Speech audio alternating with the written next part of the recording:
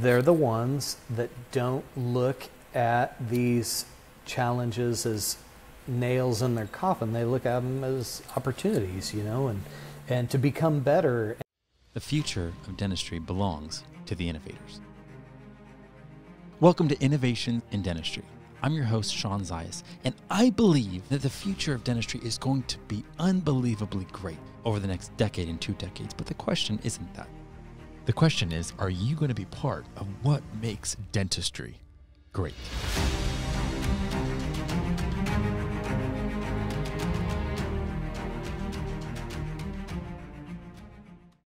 Okay, so today I could not be more excited to get to interview Aaron Hoffman.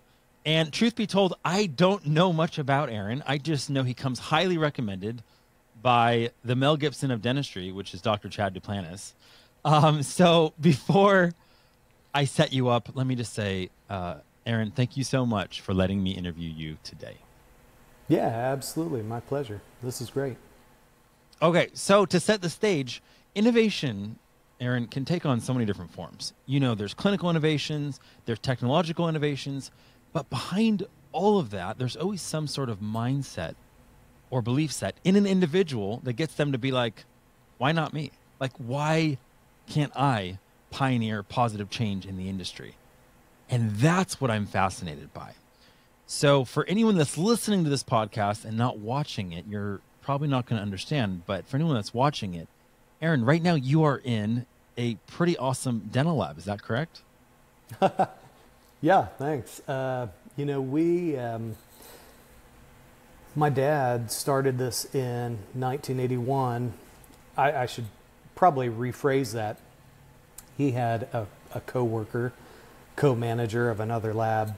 He asked my dad, what do you think about us starting our own lab? And so they did it.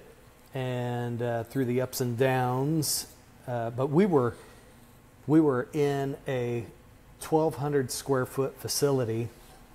They started off in a smaller one, but that only lasted for a few years. And then they moved to about a 1,200 square foot facility. And we had, 8 to 10 people, I think, for a good number of years. I mean, technically 4 or 5 people up to about 10 at our largest. And that was, we moved last year. We moved last year into a 4,500 square foot space, this space. Wow. So for, I can't do the math off my head, but for 38 years, we were in 1,200 square feet building. And so we just got to a point where we had no room for equipment. We had no room for human beings. We had no room for the work. It was tight space. So yeah, I would like to really say our team put it all out there and shows up, puts on their game face, and yeah, we're in a great space now. It was formerly a dental office. So yeah, I appreciate it. That's pretty cool. So Aaron, your dad gets into starting a dental lab. Now, how old are you at this point in time? I would have been 6 years old. 6 years old. And then by 1993, I was a senior in high school. The second semester, I decided to do an apprenticeship program through our school. And so I would go half day of school, half day of work when I think my dad or my mom was like, hey, you could check into an apprenticeship and you just go to school half. And I just interrupted her. I'm like, yeah, I'll do that. Anything to get out of school half day. Yeah, I'll go to work and make a paycheck. So school, man, it sounds bad. It sounds really bad, especially since we homeschooled 5 children and continue to do so. But school, I wasn't good at it. I wasn't good at school. And so when I had the opportunity to, hey, what do you want to do when you get older? I'm like, I don't know, work with my dad. I really didn't have a plan. And So when I had the opportunity to cut school half a day, I'm like, yeah, I'm there. So started working for my dad and his partner, Richard Gooden. And then, yeah, in 2004, I had an opportunity to buy out my dad's partner, Richard. So Richard's two sons, Eric and Troy Gooden, they were also my partners. We bought out their dad. And then in 2008, we then three bought out my dad. So we've been owners since then. And go figure, 2008 was a great time, kidding, to buy a business. Let me tell you, we learned a lot. We learned a lot in 2009. So two sets that's what of brings me at this fathers, point. sons. Like it truly Yeah, is like a yeah. generational family business. Yeah, and it wasn't easy because they had 10 and 12 years on me, and so here I kind of was, kind of the outsider at that point, because my now business partners, or one of them's now my business partner,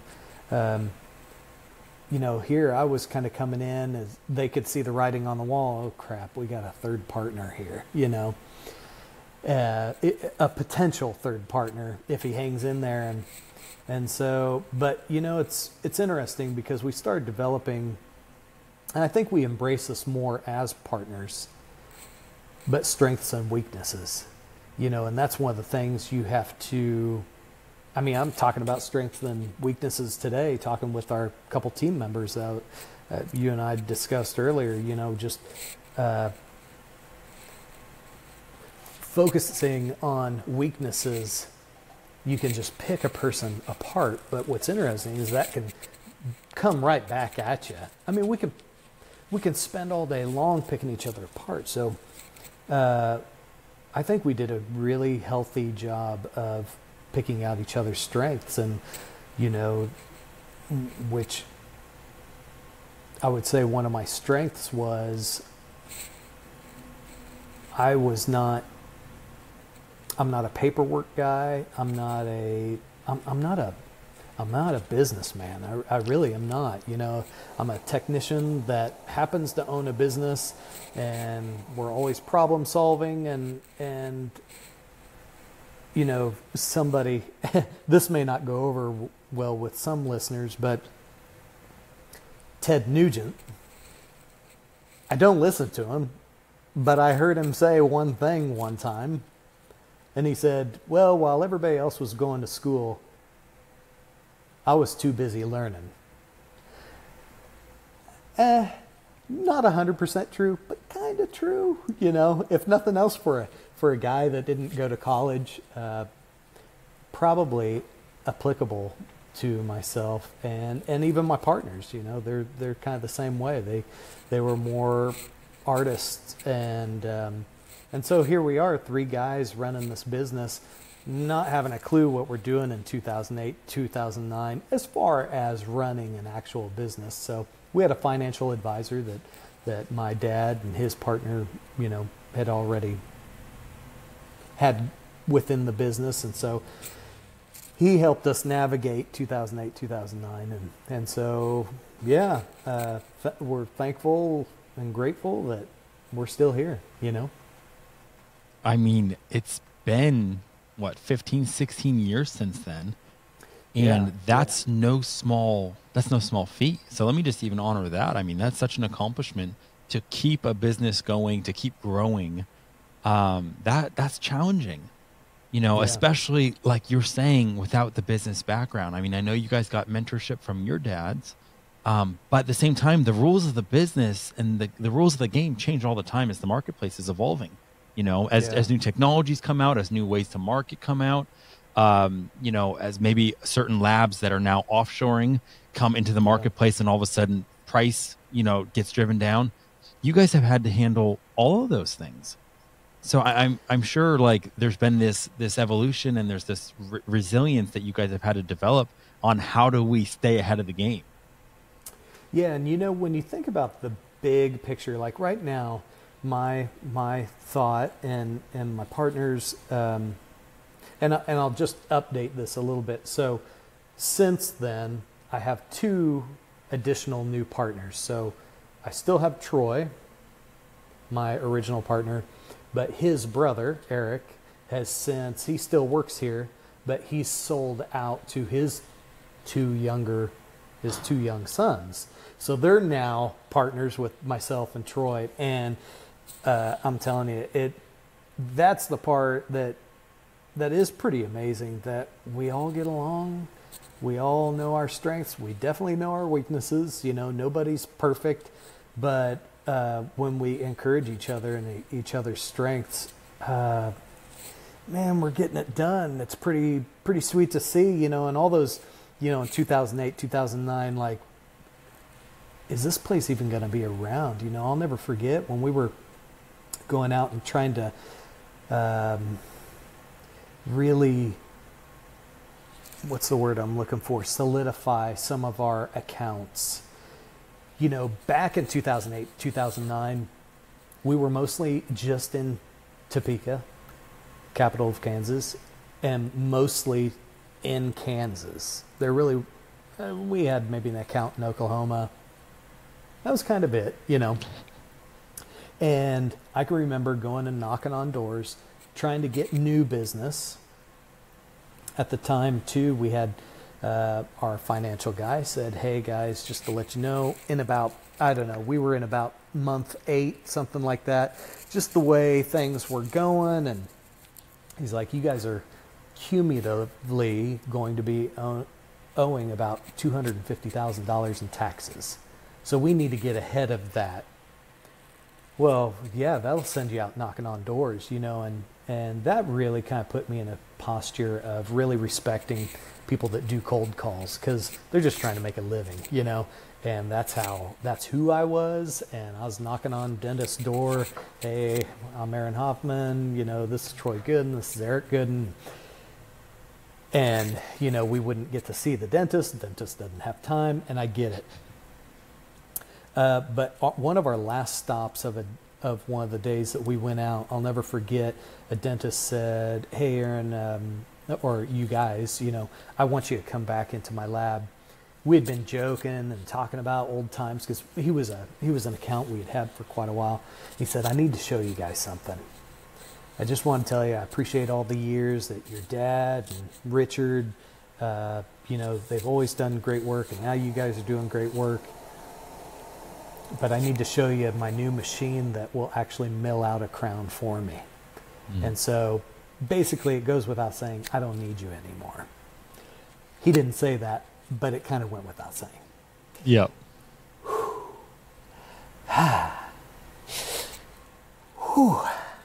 All right. Well, good to see you. So we all hop in the car and we're quiet, and then we're all kind of mad, and then we're like, we just bought a business. We owe $250,000 in taxes. We are sunk.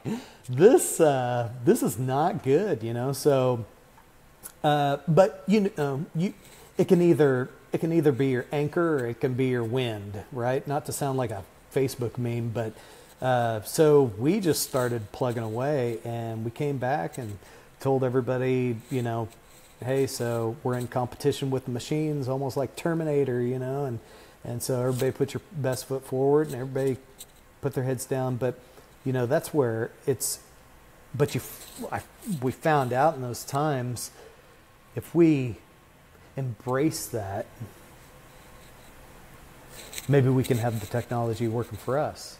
Well, now we've got 3 milling units back there and 3 centering furnaces. And I know you don't know what maybe some of that is, but we got guys in a room back here that, design on a computer all day long. And all those things that threatened our future are now working for us. And this allows us to work for dentists in New Jersey and Florida and New York and Washington and California and Arizona. We have, in the past 4 years, because of the same technology that threatened our existence as a business, and because of social media, we're in over 40 states, actively in over 40 states. 4 years ago, I was doing all the emails. Troy and Eric and I were taking all the calls, and I was importing, I'm speaking on my behalf because I don't know everything they were doing. They didn't know what I was doing, but we were just making things happen. I was accepting all the digital scans, Iteros and 3Shapes, and somebody would want to know if we work with this scanning company, and I don't know, I'll have to Google it and figure out how to do it, and I had to make time to do that. And as we embrace that, it's kind of like we'd have a talk, and I'd be like, dude, I don't have time to do everything that we're currently doing. Well, tell them we don't accept that scan. And I'm going, well, yeah, I mean, that's the easy now solution. But if we say yes and commit to it, eventually we might have to keep saying yes, and we might have to hire somebody so we can keep saying yes. And that's a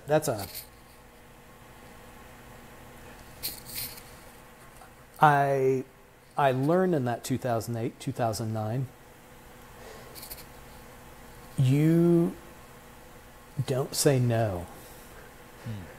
You don't say no to opportunity. I get it. And I'm I default on the people pleaser side. So I can make my life pretty miserable. All the people pleasers out there saying amen right now. But, at the same time, you hear a lot of bashing on people pleasers. But I can tell you, it can grow a business. It can grow a business. Can you live a healthy life as a people pleaser? That's debatable. Again, that's a hill I'm not sure I'm willing to die on. Will it grow a business? Absolutely. And you know what I'm finding out? And I don't know. I know this doesn't sound professional. I'm trying to think of a better word. I'll just say jerk. But there's so many like jerky mentality type, man, it's your business, you're the boss, you tell those dentists this and that.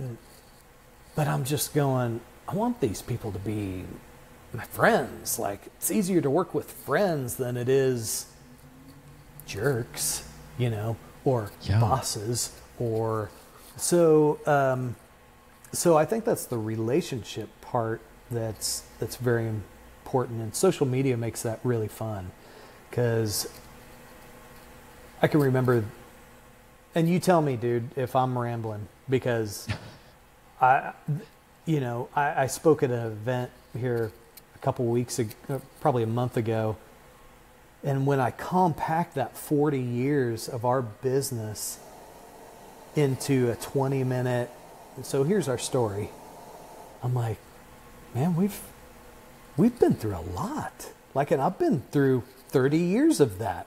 Like, I felt like my dad owned his business for my whole growing up life, kinda, as far back as I could kind of remember. My dad owns a business. I didn't really think much of it. Don't all dads own a business? I mean, that's kind of what it felt like. You don't know any different. And now I see what my dad dealt with, and don't get me wrong, there's great highs, but there's some scary lows. And I think that's the thing about growth is I have learned I will take the problem solving, the figuring out, how do I balance my family time? How do I balance an employee that feels like they're overworked, somebody that feels like they're underpaid? I'll figure that out. Over 2008, 2009. Yeah, family, I hope we can eat. Employees, I hope we can pay you. I bought into a business and I hope this was a good idea.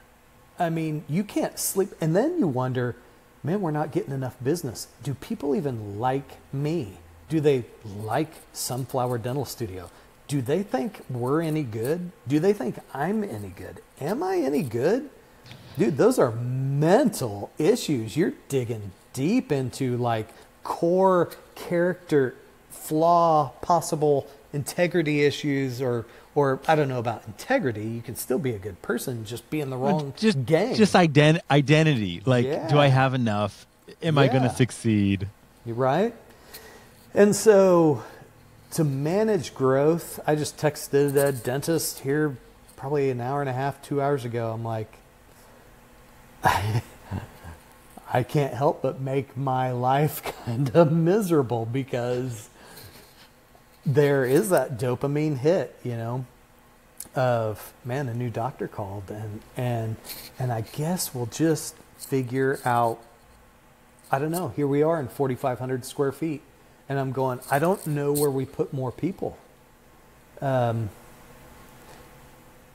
when I say that, I understand that some listeners, and I've been in circles where I'm the guy going, oh yeah, it must be nice, you jerk, you know?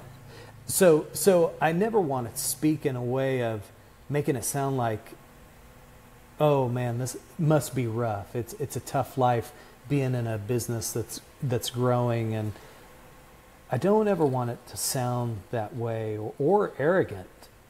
So Aaron, let me just say, you've already shared that it was this, like, you went through 2008. You guys decided to hustle. You went door to door. I see the struggle, the sacrifice.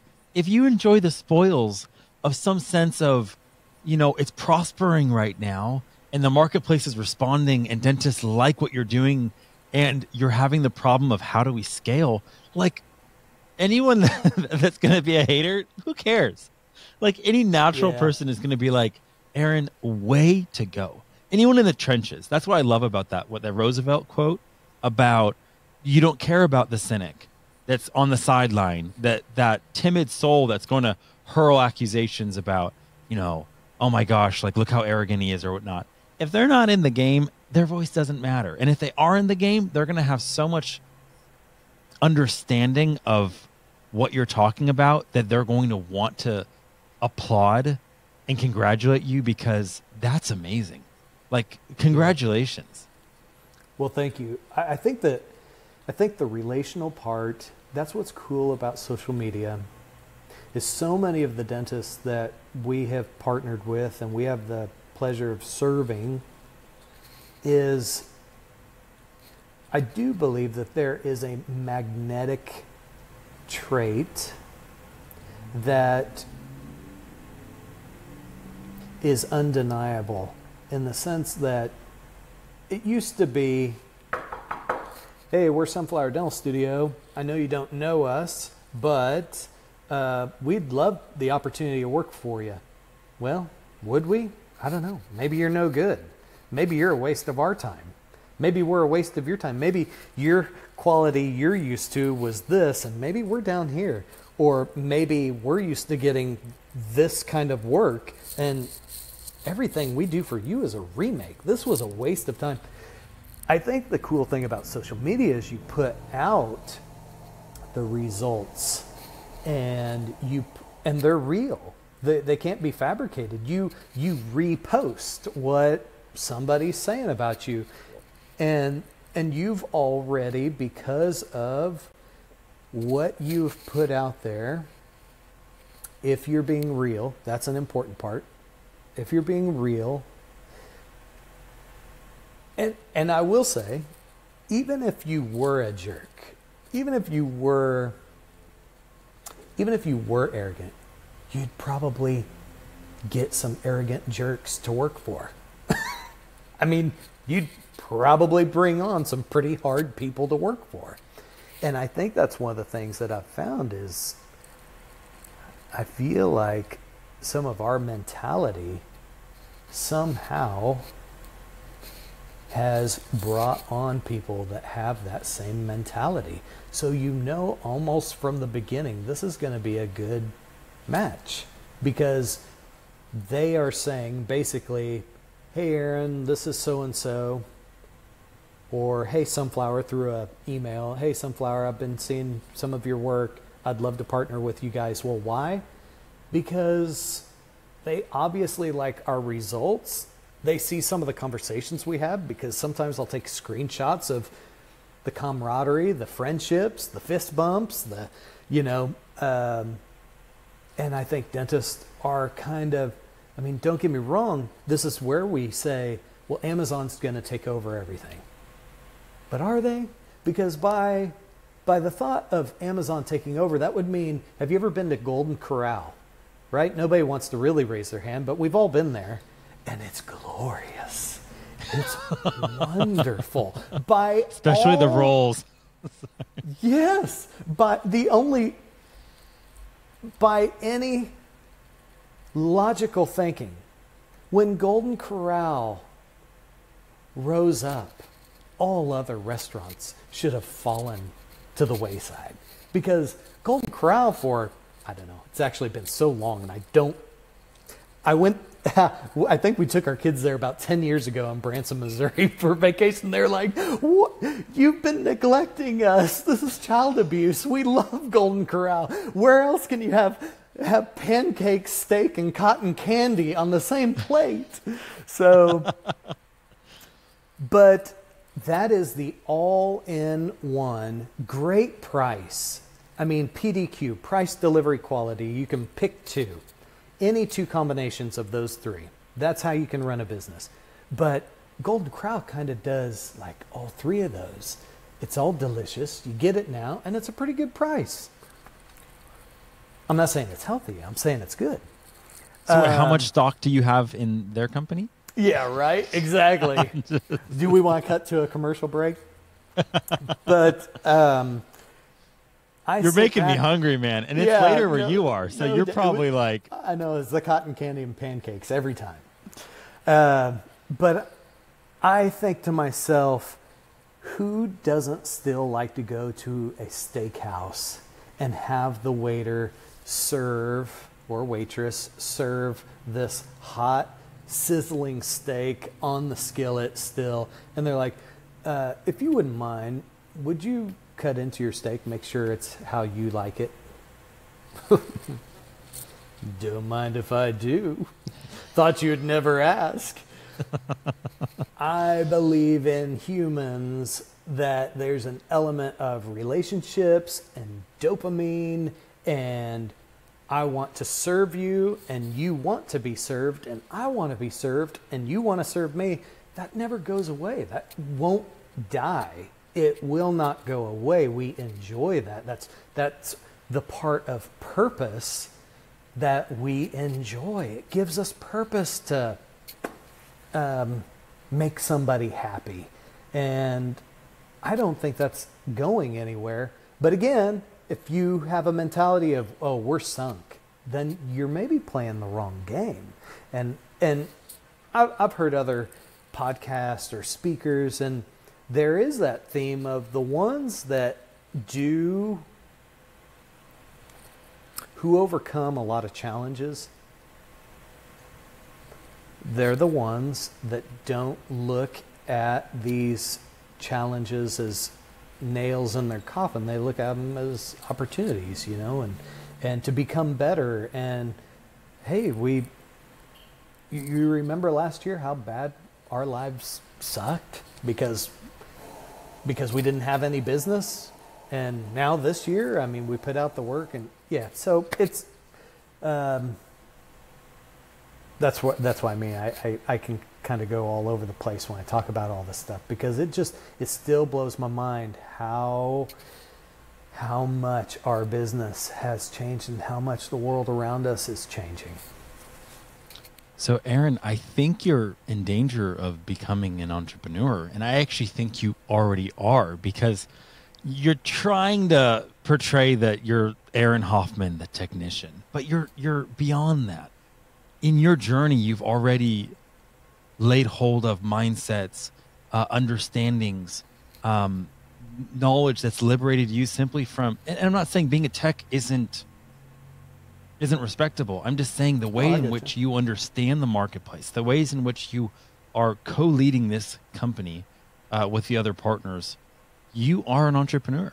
Like it's amazing to behold the ways in which you're even just dissecting the journey that you've gone on since 2008, and how amazing it is that you had those challenges right out of the gate. So you kind of couldn't settle into some sort of rhythm, couldn't settle into some sort of like that this is just the way business is. This is the way that our fathers did it, and we're just going to keep doing it this way. It's like, no, you had to right away iterate, do something different because all of a sudden there was an issue. The economy was coming to a halt. You guys were in some crazy business debt, and you had to do something about it. And you guys all took that problem, put it on your backs, and you just door to door made a way. And that just creates some sense of resilience of like, wow, we just faced an obstacle that could have put us out of business, and instead we overcame. A new technology comes out. Seems like it could put us out of business. Instead, we're going to pivot. We're going to embrace it, lean into it, and continue to overcome. Like, it's amazing what you guys have done. Well, and I think I appreciate hearing that. Thank you. And I want to make it clear. I mean, it's this whole place. It really is. This place is nothing, just me. It's nothing. It couldn't make it. It couldn't. I wouldn't want it. Each of us partners have talked like we could go out and just start our own. I don't want my own thing. My partners don't want their own thing. We enjoy what we have here. We like our people, and that's part of the reason why I stayed with a couple of them after work. That kind of, all right, we need to reevaluate here. You're having to answer so many calls, you can't even do your job. They're telling us that, and I'm hearing it. I'm telling them back, this is what you're saying. We got to figure this out. I mean, we've got this cool phone system ever since we moved here, but now that we've been here for a year and a half, we've got to call the local company here and have them, they can rename all of our lines and all that. And we've got to get it to where you just pass off these calls and just, if it's a design question, if it's a scan question, if it's an implant question, if it's a cosmetic question, if it's a shade consult question, you need to just start bouncing these calls off to other people, because you don't need to come back and explain, what the call is about. Just say, yep, that sounds like an Aaron call. I'm going to put you on to Aaron. We got to reevaluate, because the business has changed in the past 9 months. I mean, so it is overwhelming, when you think about everything. It kind of goes like, and I think I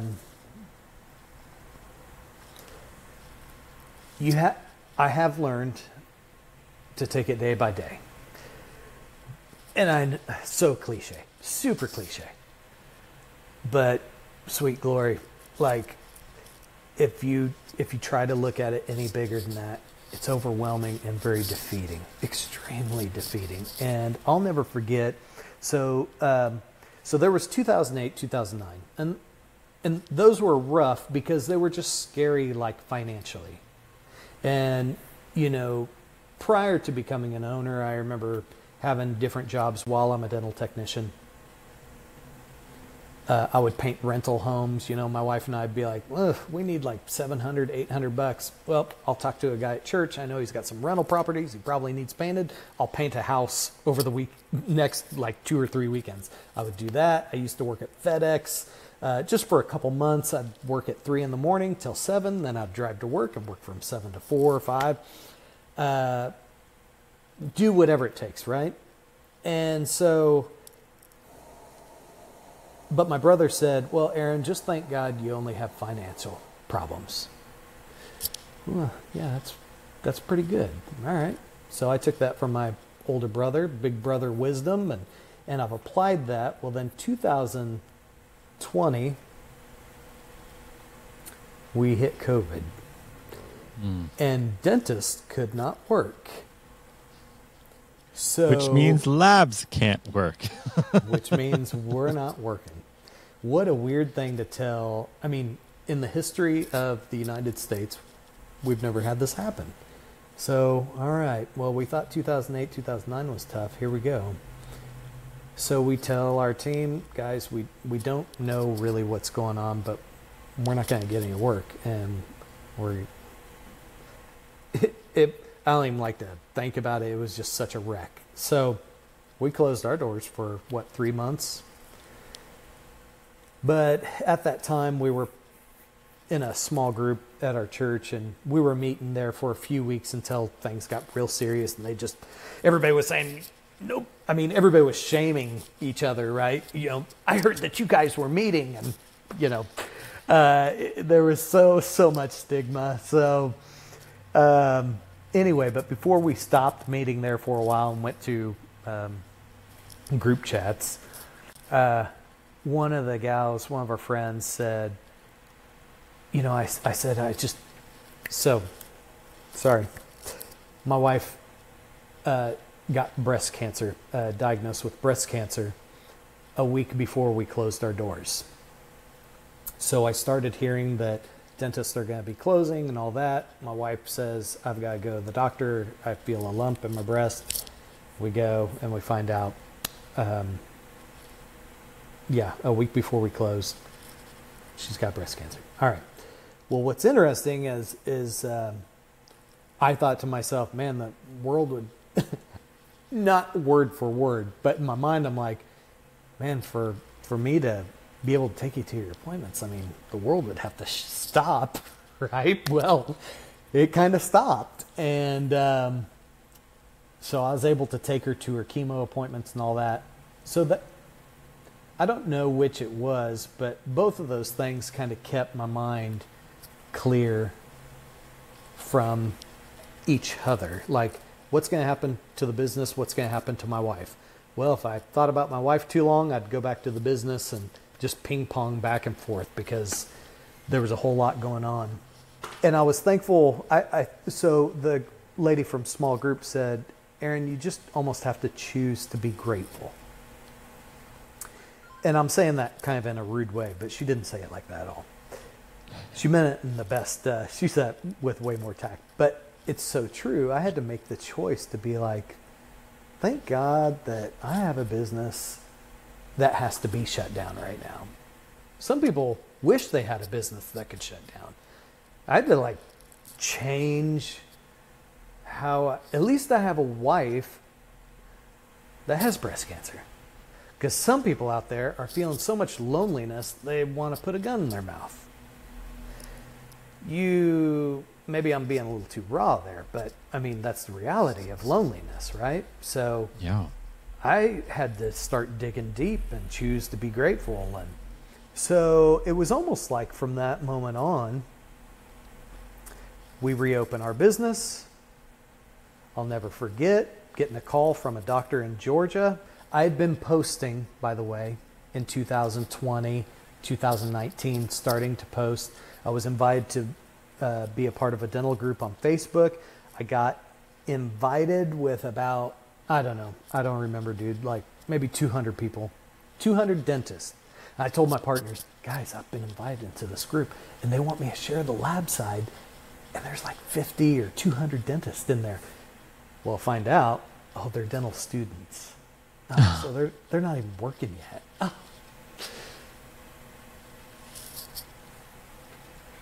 2020. So I started posting, I think in 18 or 19. No real traction, no likes really. I mean, just kind of some here and there. Started posting some of our work on Facebook and then got an Instagram account. My dad would like it. I'm like, thanks, Dad. But it's not really the like that I'm looking for. I'm looking for a DDS after Ron Hoffman, I'm selfishly thinking. And here we are, 2020. Now there's like 20,000 dentists in there, dental students. Well, now we're at 2023, and today there's 56,000 dentists and dental students within this private group on Facebook.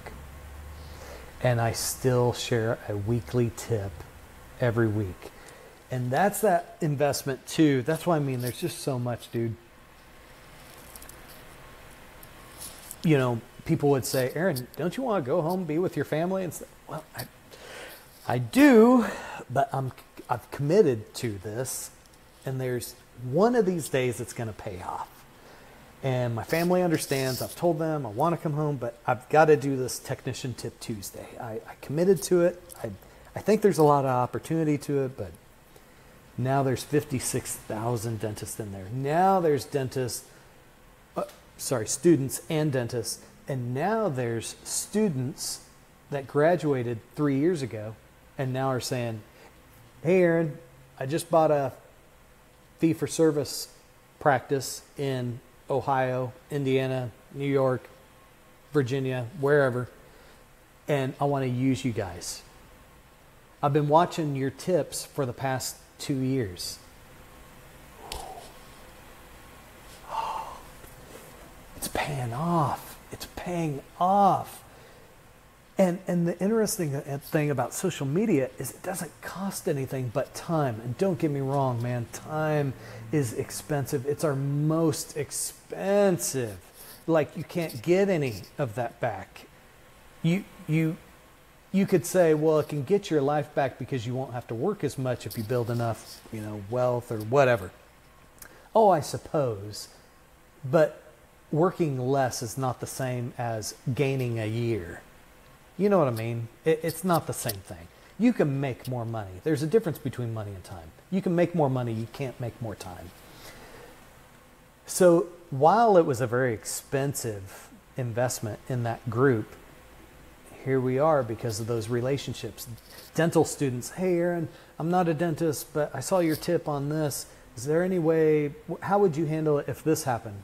I don't even work for this person. They don't have DDS after their name, but I'm going to reply and I'm going to invest my time, and it's putting me behind. My family's going to wonder why I'm taking so long tonight, but I need to reply, and it hurts. But again, here we are. In the past 2 weeks, we've had 8 dentists reach out. Still today, dude, I'm telling you, I don't feel like I deserve it. I don't feel like, and it's funny because I say that about myself, but I look at our team and I go, you guys deserve this. This is awesome. We don't want to work them too hard, but we're like, guys, you're doing an amazing job. You are part of something. We're in Topeka, Kansas. We started in dirty, dumpy North Topeka. I'm talking the industrial, let's not take a picture of our building or the inside of this place because it's a dump. It's wore out.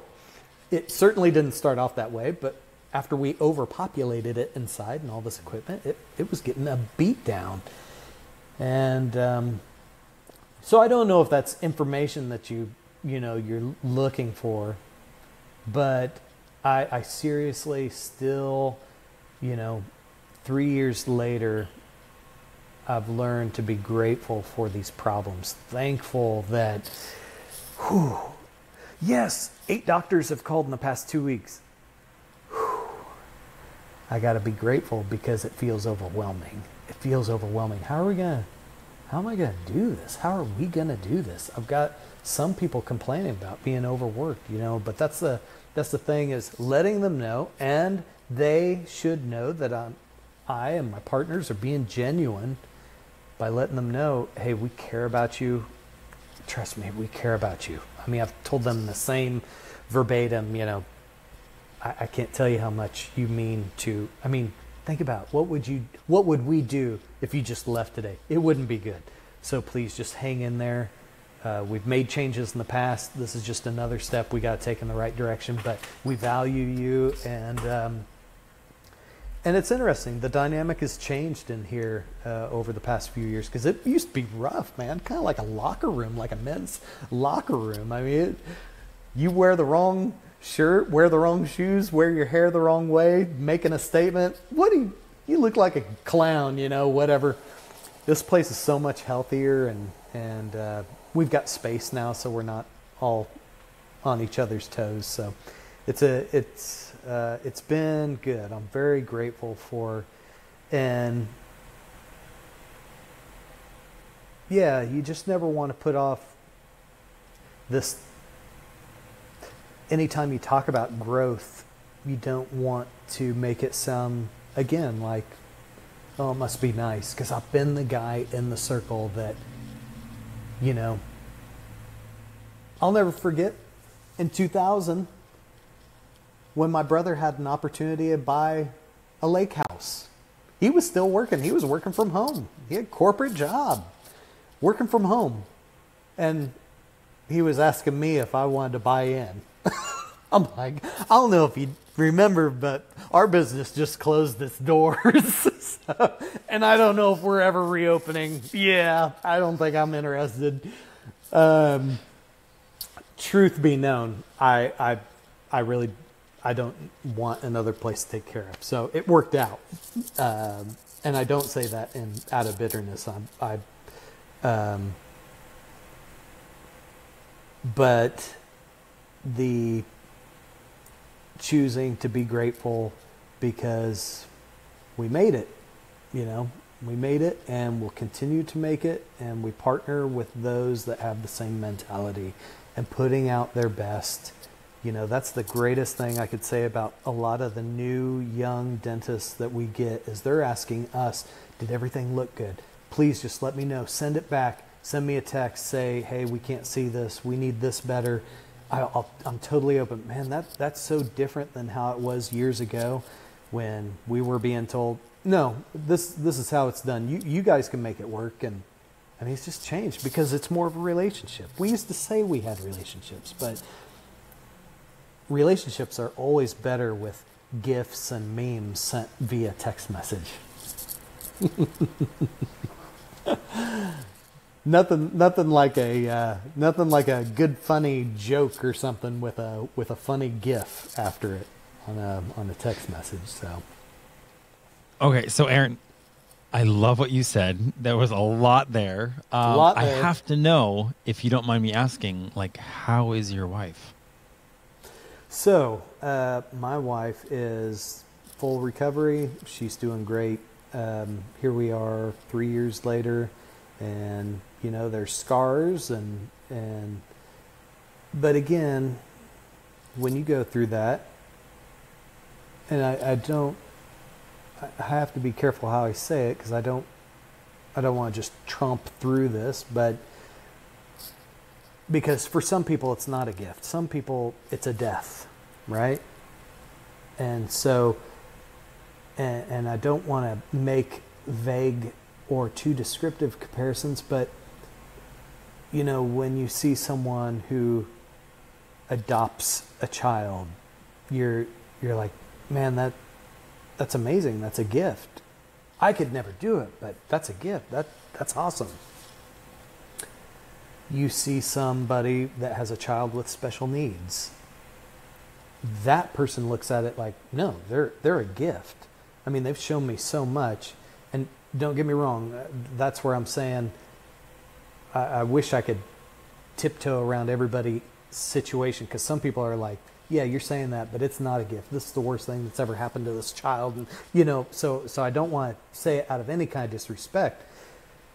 But, same thing with cancers.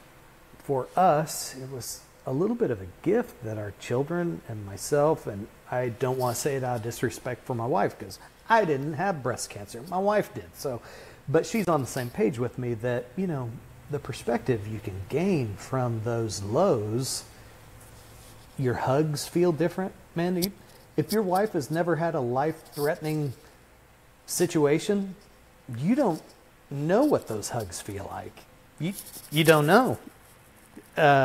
They feel different. And your I love yous say different. And your text messages are different. So it's kind of a gift, and if you choose that gratitude, it's a choice through those situations. And so, yeah. Don't you like it when you ask me a question, you get far more than you're asking for? I just needed to know that she was okay, because you shared, or else I wouldn't have asked. Yeah. And it's amazing that she is all clear, and like that. Yeah. That is amazing. Yeah. I'm just so proud of you and your journey. So here's my question and close. Here you are, you've been at it now for, what do you say, almost like 35 years? Easy, cowboy, 30. All right, I'm not that old. Sorry. So you've been at it for 30 years. Yeah. Now, let's say you're walking down the street and you see Aaron Hoffman, who's 18 years old. And you just have one moment to share one sentiment with him, what do you say to him?